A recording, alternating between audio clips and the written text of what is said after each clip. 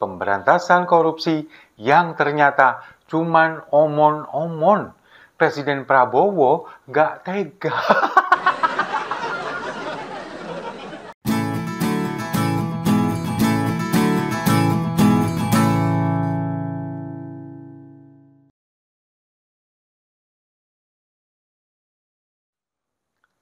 Salam damai untuk Indonesia, berjumpa lagi bersama saya, Papa Dimas. Info kali ini datangnya dari pemberantasan korupsi yang ternyata cuman omon-omon. Presiden Prabowo nggak tega. Memang hari ini lagi ramai diperbincangkan di media sosial. Kalau Presiden Prabowo ternyata nggak segarang dulu dalam pemberantasan korupsi. Presiden Prabowo ternyata nggak tega terhadap keluarga koruptor, terutama anak-anaknya. Ketika kemarin berbicara di forum ekonomi, Presiden Prabowo kan mengatakan bahwa tidak ingin ada perampasan aset kepada koruptor. Karena apa? Karena memikirkan nasib anak-anak mereka. Nggak tega bagaimana nasib anak-anak atau keluarga dari para koruptor itu. Apakah tega kalau misalkan asetnya dirampas? Nah, sebetulnya padahal ya, perampasan aset ini kan bisa jadi pencegahan.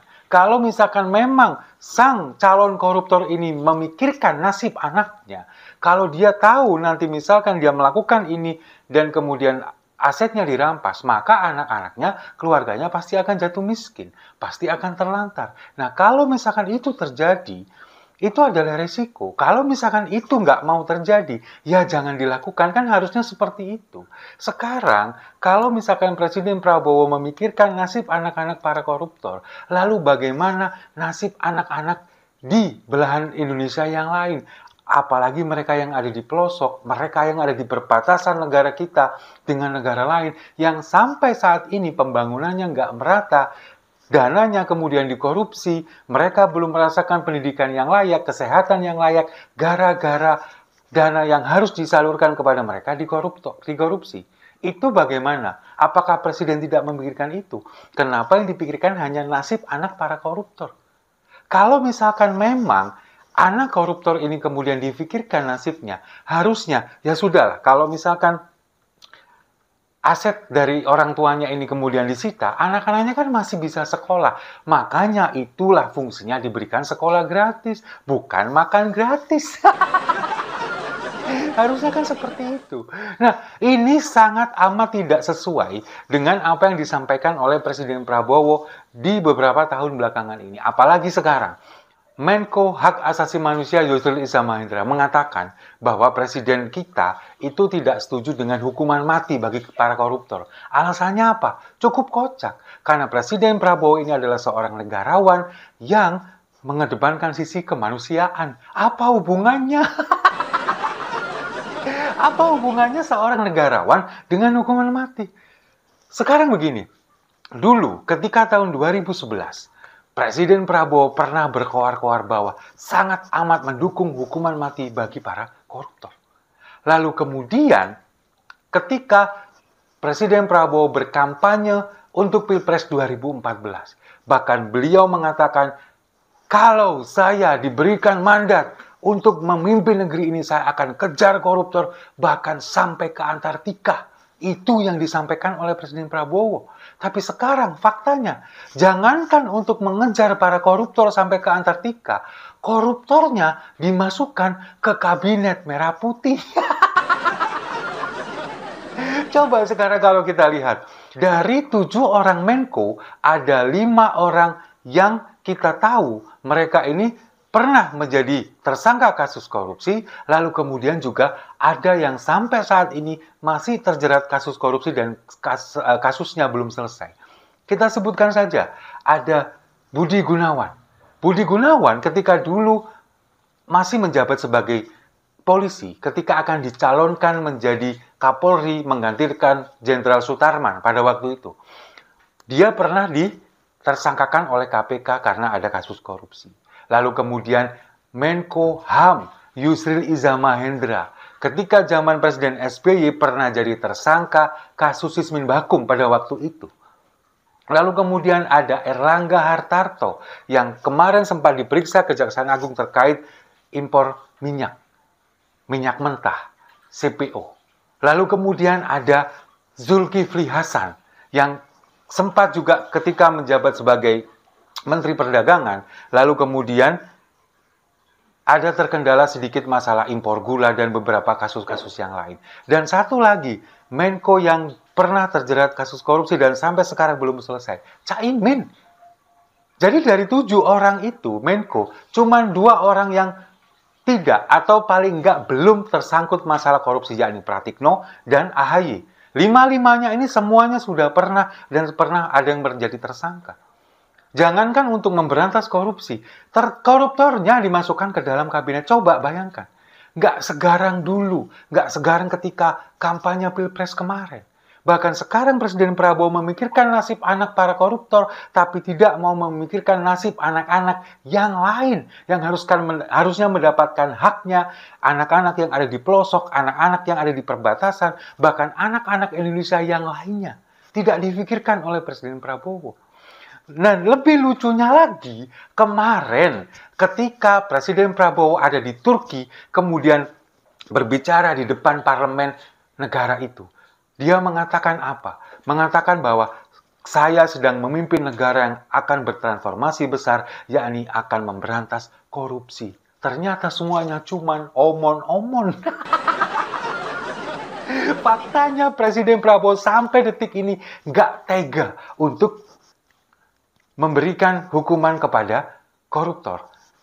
Perampasan aset kemudian ini juga sampai detik ini tidak masuk dalam prolegnas, program legislasi nasional. Sampai detik ini tidak pernah masuk dalam prolegnas. Bahkan sejak era Presiden Jokowi di 10 tahun kepemimpinannya. Sekarang ganti presiden tetap nggak ada pembahasan RUU perampasan aset masuk dalam prolegnas. Lalu yang kedua, hukuman mati bagi para koruptor. Tadi seperti disampaikan oleh Yusril Iza Mahendra bahwa Presiden Prabowo tidak setuju karena beliau adalah seorang negarawan yang lebih mengedepankan sisi kemanusiaan. Sementara kita tahu para koruptor itu nggak ada kemanusiaannya sama sekali. Ketika mereka melakukan korupsi, ketika mereka makan uang rakyat, mengkorupsi itu semua, mereka nggak ada sisi kemanusiaannya sama sekali. Mereka nggak memikirkan bagaimana nasib rakyat Indonesia yang uangnya saya makan ini. Mereka nggak memikirkan itu. Mereka justru malah dengan sengaja melakukan itu semua, kemudian dengan sadar melakukan flexing keluarganya terutama, pamer harta kekayaan kemana-mana, makan mewah, kendaraan mewah, kemudian rumah sakit mewah, bahkan ada yang pamer ketika jalan-jalan ke luar negeri pakai jet pribadi. Itu yang terjadi. Tapi sudah seharusnya mereka ini kemudian diberikan hukuman setimpal, hukuman mati atau paling tidak dimiskinkan, dirampas asetnya, kembalikan kepada negara, lalu kemudian seluruh asetnya diambil, kemudian dimiskinkan. Itu kan yang akhirnya jadi pertimbangan dari Presiden Prabowo yang akhirnya memikirkan nasib anak-anak dari para koruptor itu tanpa memikirkan nasib anak-anak yang lain yang jumlahnya lebih besar, bahkan sekarang mereka lagi terlantar nggak karu-karuan karena uangnya dikorupsi, karena uang masyarakat yang harusnya untuk mensejahterakan mereka dikorupsi. Ketika kemarin Presiden Prabowo berkampanye ketika Pilpres 2024 dengan lantang mengatakan seperti itu, kowar-kowar akan memberantas korupsi, akan mengejar para koruptor sampai Antartika. Tapi ketika sudah dilantik, apa yang terjadi?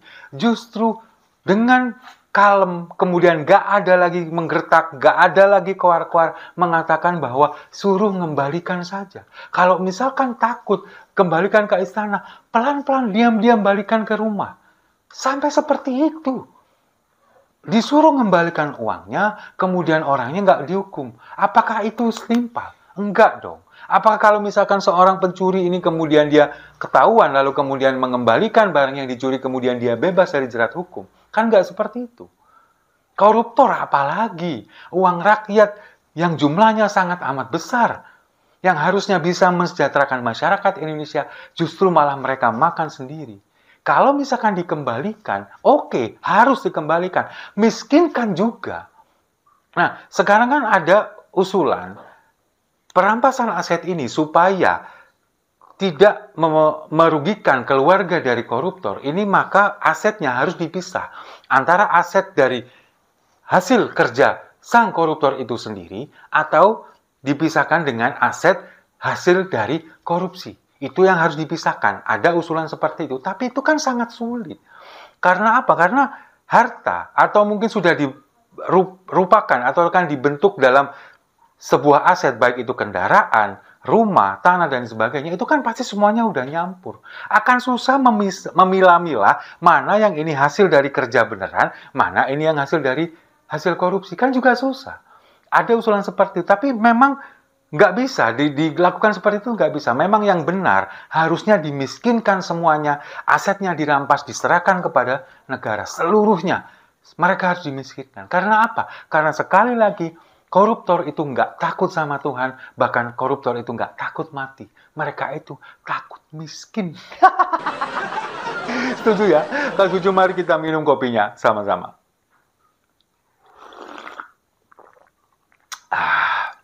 Saya rasa itu. Terima kasih sudah menyimak. Jangan lupa like, komen, dan subscribe. Sampai jumpa di video-video saya selanjutnya. Ternyata omon-omon bukan cuma jargon.